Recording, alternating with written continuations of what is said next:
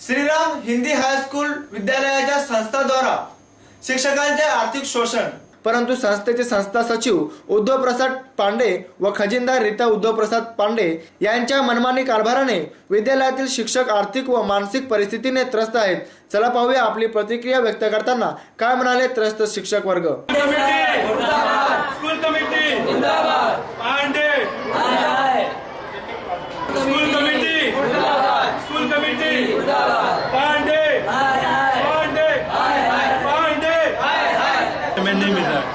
अब बिना पगारी हम लोग को काम नहीं करना है। जो आपको एक्शन लेना है तुरंत हमको एक्शन लेगा। अगर कोई भी टीचर का आत्महत्या करता है उसका जिम्मेदार खाली बस सिर्फ संस्था रहेगी।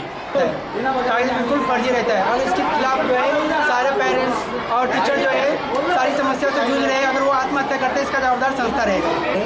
हम लोगों ने जो भी है ये लोग 4 साल से आ रहे हैं, अभी 3 साल से पेमेंट नहीं मिला।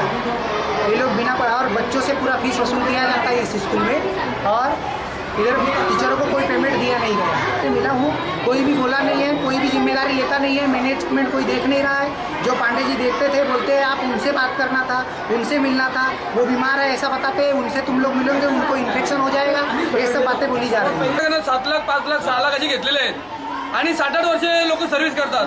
त्याने कुठल्याही प्रकारचा 1 रुपयाचा पगार वगैरे काही दिला जात नाही।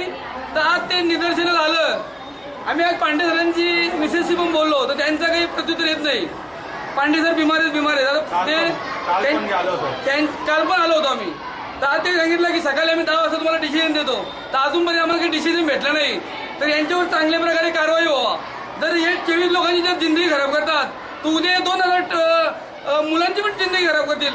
ग्रामपंचायत कुकसेच्या उपसरपंचपदी शिवसेनेचे राजेंद्र